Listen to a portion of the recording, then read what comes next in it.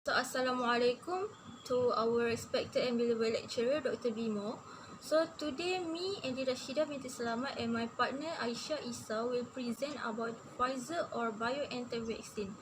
For general information, this vaccine name is BNT162B2 and the manufacturer are Pfizer, Inc. and Biontech. This vaccine is the type of this vaccine is mRNA and the number of shots is 2 shots with 21 days apart. Okay, for the ingredients, it consists active ingredients, fats or lipids, salts and also sugar as we can see on the poster. For the effectiveness, it is 95% effective against COVID-19 illness for people aged 16 years old and also above. Okay, so it also highly effective for people of age 12 until 15 years old.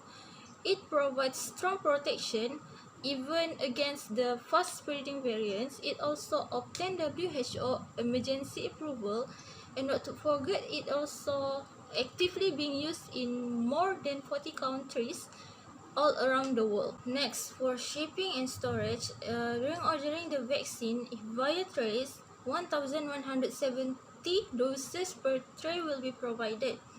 But if via boxes, 450 doses will be provided, which is divided between 3 boxes. Okay, during shipping the vaccine, a thermal shipping container will be equipped with the thermal sensors and also GPS tracker. And also we will use the dry ice to maintain the proper temperature. And also the staff are properly trained and also wear the complete PPE. During the storing vaccine, the ultra cold freezer will be used and the temperature is negative 80 degrees Celsius and also negative 60 degrees Celsius.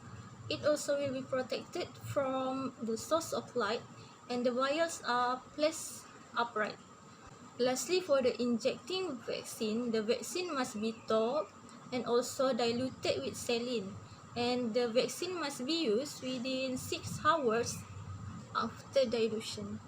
Okay, so that's all for my part. I will pass the next presentation to my partner Aisyah. Thank you, Ali Rashida. I will continue on the mechanism of the vaccine after the vaccine has been injected to the human body. The vaccine contains mRNA that has sequenced to instruct cells to make spike proteins of SARS-CoV-2. mRNA is very fragile. Hence, in the vaccine content, the mRNA will be protected in lipid nanoparticles. After the vaccine has been injected to the body, the cells will produce spike proteins just as instructed by the mRNA sequence. Later on, antigen-presenting cells will detect and engulf the spikes and later inform the T cells about the presence of the spike.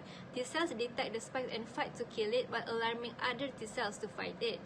Meanwhile, B cells will bump into the spike protein and lock onto the spikes to make antibodies. T cells will activate the B cells and B cells will release antibodies. After that, the antibodies will be released by B cells. Later on, when the person is infected by COVID-19, the previously made antibodies will latch onto the virus spikes and destroy it, and overall prevents the spikes from attaching to the human body, to the human cells. In case if there is any virus that has already attached to the body cells, antigen-presenting cells will activate killer T cells to immediately destroy any cells that has spike proteins. A few months after the vaccination, the number of antibodies and killer T cells will drop, but the memory T cells and memory B cells will retain the information about the spike protein for many years. There are two significant advantages of the Pfizer BioNTech vaccine. First is immense effectiveness. This vaccine is claimed to be 95% effective. It also has remarkably high protection, even for the vulnerable group of people who are suffering from chronic diseases such as diabetes, heart attack, and etc. Next, it is safe for a larger group of people. Unlike other vaccines, the Pfizer BioNTech vaccine has been scientifically proven safe for age 12 and above. Malaysia has just currently authorized the use of this vaccine for teenagers.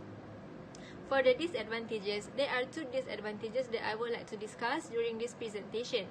First, this vaccine has the tendency to cause an allergy reaction called anaphylaxis. There has been 0.001% reports about individuals affected by the allergy reaction after getting the vaccine. Scientists are concluding that polyethylene glycol or PEG is the cause of this reaction. PEG is added to the vaccine as additive to protect the fragile mRNA as it enters the body. Lastly, the vaccine is expensive. The reasons behind the high cost is because first, it requires thermal container to distribute it, and it also requires ultra-cold freezer for storage. The instruments needed for this procedure cost quite plenty. That is all for me and Alice's presentation. Thank you for your attention.